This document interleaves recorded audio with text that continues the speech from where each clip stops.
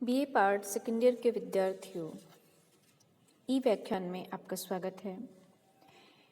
प्रथम प्रश्न पत्र में हम उद्धव शतक के लगभग 100 पदों की व्याख्या कर चुके हैं। उद्धव शतक जगन्नाथ दास द्वारा रचित आधुनिक काल का एक ब्रज भाषा का सरस और सुंदर काव्य रचना है, जिसमें गोपियों की भक्ति, सगुण और निर्गुण पर विवाद सरस ढंग से प्रस्तुत किए गए हैं कवि के द्वारा। और अंत में, जैसा कि भक्ति काल में भी हुआ, उस निर्गुण और नीरस भक्ति के ऊपर सगुण साकार भक्ति, प्रेमा भक्ति की विजय इसमें दिखाई गई है। उद्धव कृष्ण के मित्र हैं, ब्रज में गोपियों को समझाने आते हैं, योग मार्ग की ओर प्रवर्तित करने के लिए आते हैं। इसका प्रभाव उन पर, गोपियों पर कुछ भी नहीं पड़ता, अपितु गोपियां उनको खरी खोटी सुनाती हैं। अपने प्रेम पर वो अटल रहती हैं, अडिग रहती हैं और अपनी निष्ठा को दृढ़ शब्दों में उद्धव के समक्ष वो व्यक्त करती हैं और उस निर्गुण निराकार को स्वीकार नहीं करती हैं, उसकी उपेक्षा करती हैं। अपने ही विचारों पर, अपनी प्रेमा भक्ति पर, अपने साकार श्री कृष्ण की आराधना पर या प्रेम पर वो टिकी रहती हैं। उद्धव उन गोपियों की प्रेम की निष्ठा, एकनिष्ठ भक्ति, अनन्य प्रेम और समर्पण से प्रभावित होकर के ब्रज को लौटते हैं। काव्य का अंत है लगभग, और उद्धव जो गोपियों की विचारधारा को परिवर्तित करने आए थे, अब वो स्वयं ही यहाँ से परिवर्तित होकर के जा रहे हैं। उनकी भाव दशा परिवर्तित हो जाती है। जहाँ जिस ज्ञान के गुमान को भर करके वो ब्रज में आते हैं, वो ज्ञान का गुमान, ज्ञान की गठरी या वो गौरव उनका धराशायी हो जाता है और उनके प्रेम की विफलता के समक्ष वो स्वयं भी विफल हो जाते हैं। लेकिन उसको स्वीकार करने में या मानने में उनको लज्जा आती है। पद संख्या 103 की आपके समक्ष पाठ करती हूँ। आप ध्यानपूर्वक सुनिए और उसके बाद आपको इसकी व्याख्या बताई जाएगी। तो पद का पाठ इस प्रकार से है। विद्यार्थियों, भूले जोग क्षेम प्रण निमहि निमारी उधो सकुचे समाने उर अंतर हरास लोग कहे रत्नाकर प्रभाव सब ऊने भय सुने भय नैन बैन अरथ उदास लो मांगी विदा मांगत जो मीच उर भीची को कीनो मौन गौन तिज हिये के हुलास लो विकथित सांस लो चलत रुचि जात फेरी आस लो गिरत पुनी उठत उसांस लो। उद्धव जो ज्ञान मार्ग के समर्थक हैं, निर्गुण निराकार की उपासना को मानते हैं, वे ब्रजवासियों के या गोपियों के श्री कृष्ण के प्रति अनन्य एकनिष्ठ निश्चल प्रेम को देख करके जो उनका ज्ञान योग था वो सारा धरा का धरा रह जाता है और स्वयं उद्धव की विचारधारा है या उद्धव का जो भाव जगत है वो भी परिवर्तित होने लगता है। उद्धव अपने ज्ञान योग की रक्षा करने के भूले जोग क्षेम प्रम, अपने योग क्षेम के प्रण को वो भूल जाते हैं और प्रेम के नियम को मानो निर्वाह करने को आतुर हो जाते हैं। अर्थात जो उद्धव हैं, उद्धव अपने योग के प्रति जो उनकी आस्था थी उसकी रक्षा करने के प्रेम के नियम को भी वो विस्मृत कर देते हैं। भाव यह है कि ज्ञान योग की साधना के उपदेश को वो भूल जाते हैं और सकुची सामने उर अंतर हरास लो, और अपने उर अंतर, अपने हृदय में, अपने भीतर के अंतरतम में उनके हृदय में निराशा का भाव छा जाता है। निराशा से संकुचित होकर के भीतर ही भीतर सिमट करके रह जाते हैं और उनके कहे रत्नाकर उदास प्रभाव सब ऊने भय। रत्नाकर कह रहे हैं कि ऊने अर्थात कम हो गए, घट गए हैं। उनका जो योग का प्रभाव है सारे वो प्रभावहीन हो गए हैं, कम हो गए हैं, क्षीण हो गए हैं और वहाँ पर उस योग साधना की अपेक्षा प्रेम भक्ति अधिक हावी हो जाती है, अधिक प्रभावशाली बन जाती है। सूने भय बैन, और अब नैन, उनके नेत्र शून्य हो जाते हैं। बैन अरथ उदास, और वचनों में भी अब कुछ कहने को नहीं रह जाता है, क्योंकि जब वे आए थे तो बड़े उमंग में थे, बड़े गर्व से, अभिमान से पूरित थे कि मैं योग का उपदेश, लेकिन अब उनके अर्थ हैं, शब्द हैं, वो भी अर्थ रहित हो जाते हैं, नेत्र उनके शून्य हो जाते हैं। भाव यह है कि उनका जो योग का उपदेश देने का जो मंतव्य है वो समाप्त हो जाता है। जिस किसी को प्रभावित करने आए थे वो प्रभावित नहीं होता है, अपितु स्वयं ही उसके प्रभाव में पड़ जाते हैं। तो वहाँ पर नेत्रों में शून्यता और शब्दों में या वचनों में अर्थहीनता समा जाती है। भाव यह है कि उनके पास अब कहने सुनने को गोपियों के लिए या ब्रजवासियों के को अभिव्यक्त करने के लिए अब उनके पास शेष कुछ भी नहीं रहता है। मांगी विदा मांगे जो मीच उर भींची को, और अब वो ब्रजवासियों से मथुरा की ओर गमन करने के लिए विदा मांगते हैं। तो इस उनको विदा मांगने का भाव भी कैसा है कि मानो कोई व्यक्ति व्यथित होकर के हृदय को भींच करके अपनी मृत्यु को मांगता है। मीच अर्थात मृत्यु को मांगता है। उसी प्रकार उद्धव ने ब्रजवासियों से विदा मांगी और अपने हृदय के उल्लास को दबा करके चुपचाप उन्होंने गमन किया।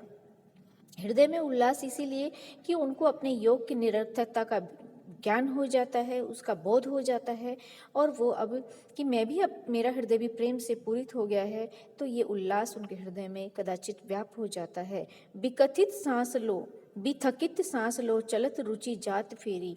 और अब क्या होता है, उस समय अत्यधिक उनकी जो थकी हुई सांस है की तरह मंद गति से वे चल रहे थे। जैसे थका मांदा व्यक्ति धीमी गति से चलता है, उसके पैर उतनी स्फूर्ति से नहीं चलते, उसी भांति थके मांदे से वो अपनी मंद गति से चले जा रहे हैं। चलते चलते कभी रुक जाते हैं, नेत्रों से उनके आंस लो गिरते, नेत्रों से उनके अश्रु प्रवाहित हो रहे हैं।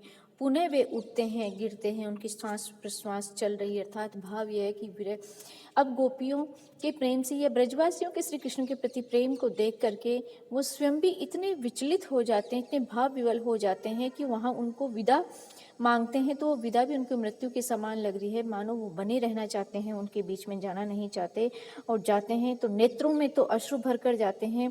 उनके चरण है एक निराश व्यक्ति जो अनिच्छा पूर्वक जैसे चलना है, उनको मार्ग तय करना है, उस भांति उनके चरण उठ रहे हैं और उनकी श्वास उच्छ्वास से, अर्थात जब व्यक्ति निराशा से या विरह से जैसे उनकी दीर्घ श्वास चलती है उस भांति वो चले जा रहे हैं।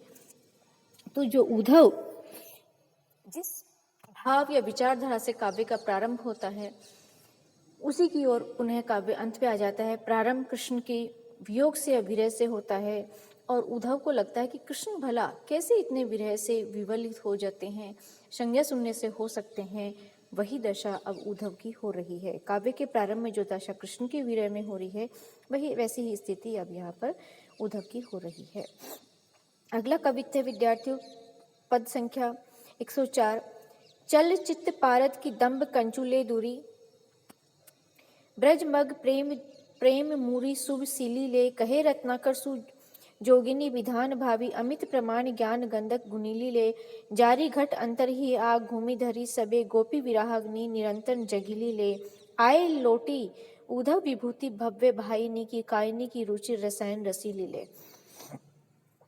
यहाँ पर इस पद में है कि अब उद्धव मथुरा लौट रहे हैं और मार्ग में उनकी क्या दशा होती है, किस मन स्थिति से वहाँ वो प्रस्थान करते हैं, उसका कवि रत्नाकर वर्णन करते हुए कहते हैं कि चल चित्त पारद, उनका जो चित्त है वो पारद के समान चलायमान है, चंचल है।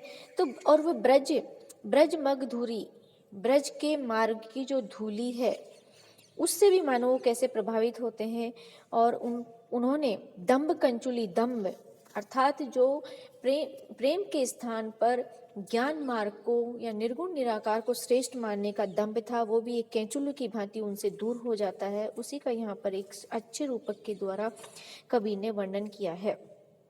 कवि कहते हैं कि ब्रज के पथ की जो धूली है और प्रेम की जो उत्तम और रसीली वटी है उसको लेकर के और अपने चंचल चित्त रूपी पारे के अभिमान की कैंचुली को उतार करके अब उद्धव लौट रहे हैं, उद्धव गमन कर रहे हैं। अर्थात वे ब्रज के ब्रजवासियों की या ब्रज के मार्ग की प्रेम की धूली को लेकर के और उन ब्रजवासियों के प्रेम से अपने ज्ञान चंचल चित्त की जो अभिमान रूपी कैंचुली है उसको हटा करके, उसका परिहार करके अब उद्धव लौट रहे हैं। भाव यह है विद्यार्थियों कि उद्धव का अभिमान है वो समाप्त हो जाता है और उनका हृदय है वो भी प्रेम में हो जाता है। जहाँ प्रेम रहता है वहाँ मैं के लिए कोई स्थान नहीं होता है।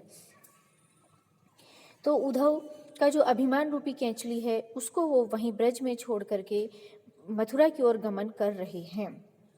कहे रत्नाकर सुजोगिनी विधान भावी। और रत्नाकर कवि कह रहे हैं कि वे उस समय यथेष्ट परिमाण या मात्रा के ज्ञान रूपी गंधक को लेकर के, ज्ञान गंधक को लेकर के, अपने योग के विधान के भावों से भर करके वो जो आए थे, वो अब किस भाव से भर के जा रहे हैं कि ज्ञान रूपी गंधक को लेकर के, और इससे जो रासायनिक संयोग की विधि से अपने चंचल चित्त रूपी पारे को भासित कर करके जारी घट अंतर ही आह धूरी पड़े, अपने हृदय के, अपने घट के अंतर के गोपियों की जो निरंतर हृदय में विरह अग्नि प्रज्वलित हो रही उस आग को लेकर के और उनकी आह रूपी समस्त धुएं को धारण करके अपने हृदय रूपी घट के अंदर भव्य भावों को, दिव्य प्रेममय भावों को भर करके अब वो लौट रहे हैं। आए लौटी उद्धव विभूति भव्य भावन की, भव्य भावों की, प्रेममय भावों की सुंदर विभूति को, संपत्ति को लौट करके उद्धव ले आए हैं। कायनी की रुचिर रसायन रसीले ले। और अब क्या है कि उनकी जो शरीर है उनका वो भी उच्च भावों से भर करके वो ब्रज को लौटे हैं। जब वे ब्रज को आए थे तो वो अभिमान से पूरित होकर आए थे, अहम से परिपूर्ण होकर आए थे कि मैं ज्ञानी हूँ और ये जो प्रेम और सांसारिक मोह माया में फंसे हुए लोग हैं वो कैसे तुच्छ हैं। तो यहाँ पर अब गोपियों से निरंतर बातचीत करते हुए उनका भाव परिवर्तित हो जाता है और उद्धव अपने साथ में अब ज्ञान के गौरव को समाप्त करके उनका जो चंचल चित्त था, वो चंचल चित्त कैसे बताया गया, पारे के समान, जैसे पारा डोलायमान चंचल होता है, उसकी दम्भ रूपी कैंचुली को दूर करके और ब्रज के मार्ग की प्रेममयी धूरी को लेकर के रसीली, शुभ, सुंदर, रसीली उसको भावनाओं को लेकर के चलते हैं। और रत्नाकर कह रहे हैं कि अब जो योग का विधान था उन भावों के स्थान पर वे अब अपने ज्ञान रूपी गंधक के, जिसका वो प्रमाण लेकर चले थे, उसको उन्होंने अपने भीतर ही भीतर गोपियों की विरह अग्नि से जला दिया है।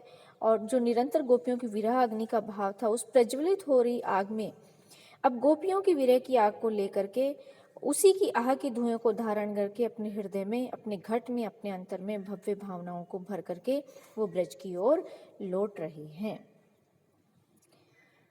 लौटी आए लज्जित नवाए नैन ऊधो अब, सब सुख साधन को सूधो सो जतन ले। कहे रत्नाकर गवाए गुण गौरव ओ, गर्भ गढ़ी को परिपूर्ण पतन ले।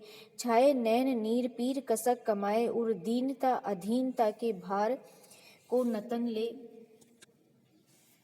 प्रेम रच रुचिर विराग तुमड़ी में पूरी, ज्ञान गुदड़ी के अनुराग को रतन ले। अर्थात उद्धव अब लौट आए हैं, मथुरा आ गए हैं और श्री कृष्ण से वो मिलने जा रहे हैं। तो उनकी क्या स्थिति है वहाँ पर ये वर्णन किया गया है। वो लज्जित भाव से अपने नेत्रों को झुकाए हुए, जैसे कोई व्यक्ति पराजित आता है, लज्जित आता है, जिस उद्देश्य, जिस मंतव्य और लक्ष्य को लेकर चले थे उसमें वो विजय नहीं हुए, उनका सिद्ध नहीं हुआ, सफल नहीं हुए, तो पराजय का भाव उनके भीतर समाया हुआ है, इसलिए उनके नेत्र भी लज्जा से नत हैं, झुके हुए हैं, नैन झुका करके। सब सुख साधन को सूदो सो जतन ले। अर्थात उद्धव जो निर्गुण ज्ञान के महाधुरंधर पंडित थे, ब्रज में गोपियों की दशा को देख करके उनसे खरी खोटी सुनकर वापस मथुरा को आए गए हैं, तो वो उनके प्रेम भाव से, उनके एकनिष्ठ अनन्य अहंकार विगलित प्रेम से वो प्रभावित होकर आते हैं। उस प्रभाव से मानो थोड़े से जो लज्जित भी अनुभव कर रहे हैं, तो उनके नेत्र लज्जा से झुके हुए हैं।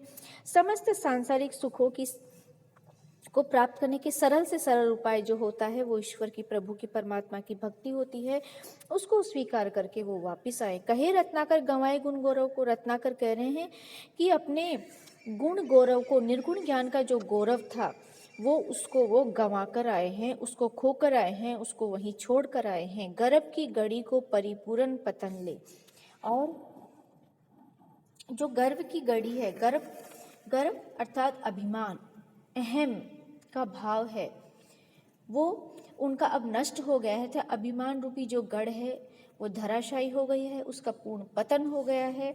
और छाए नैन नीर पीर कसक कमाए उर, और उनके नेत्रों में अब क्या है, नीर है, हृदय में कसक के मानो उनके संचित हो गई है, प्रेम की कसक पीड़ा टीस उनके हृदय में भर गई है। गोपियों के विरह से उनका हृदय भी मानो आप्लावित हो गया है, पसीज गया है, पिघल गया है, मानो उन्होंने हृदय की पीड़ा को संचित कर लिया है, कमा लिया है। दीनता अधीनता के भार सो नतन ले, और गोपियों की दीनहीन दशा और वियोग की अधीरता से उद्धव भी अधीर और दीन होकर के लौटे हैं। भाव ये है कि गोपियों का जो प्रेम था, गोपियों का जो समर्पण था, उससे उद्धव प्रभावित हुए हैं। जो सीधी निर्व्याज निर्मल गोपियां थी, सिर्फ उनके हृदय में कृष्ण का प्रेम भरा हुआ था, उस सीधी सरल निश्चल गोपियों के प्रेम से वो प्रभावित होकर के लौटे हैं। अपितु गोपियां उस जो ज्ञान के अभिमान से पूरित उद्धव थे, उनके ज्ञान को स्वीकार नहीं करती हैं, लेकिन अनपढ़ सीधी निर्व्याज ग्रामीण स्त्रियां हैं, उनके प्रेम से ज्ञान के अभिमान को मानने वाला या ज्ञानी अभिमानी उद्धव है, वो प्रभावित होकर के लौटता है। कैसी विलक्षण बात, अर्थात प्रेम ही सर्वोपरि है, प्रेमा भक्ति ही सर्वोपरि है। तो गोपियों की दीनहीन दशा और वियोग की अधीरता से उद्धव भी अधीर होकर के, व्यथित होकर के मथुरा लौटते हैं। वे अपने प्रेम रच रुचिर विराग तुमड़ी के पूरी, और जो है उनका ज्ञान के प्रति विराग, ज्ञान के विराग रूपी तुम्बे में अब वो क्या लेकर आते हैं, प्रेम के सुंदर रस रूपी जल को भरकर लाए हैं, और ज्ञान गूदड़ी के प्रेम में सुंदर रत्नों को लेकर आए हैं। ज्ञान गूदड़ी में अनुराग को रतन ले, अर्थात जो उनकी ज्ञान की गूदड़ी थी, भाव या उनका ज्ञान का गट्ठर था, उसमें उन्होंने अनुराग, स्नेह, प्रेम के अनमोल या बहुमूल्य रतन, वो सुंदर रतन ब्रज से लेकर के आए हैं। अर्थात वो ब्रज में क्या गमा कर आए हैं, क्या खोकर आए हैं, अपने ज्ञान का अभिमान, और उसके स्थान पे अनुराग या प्रेम से पूरित होकर आए हैं। प्रेम रूपी बहुमूल्य रतन वो अपने साथ में लेकर के आए हैं। तो ये विद्यार्थियों, ये आपको आज 3 पदों की व्याख्या करवाई गई है, जिसमें उद्धव की दशा का वर्णन किया गया है। ध्यानपूर्वक पढ़ें और अध्ययन करें। धन्यवाद।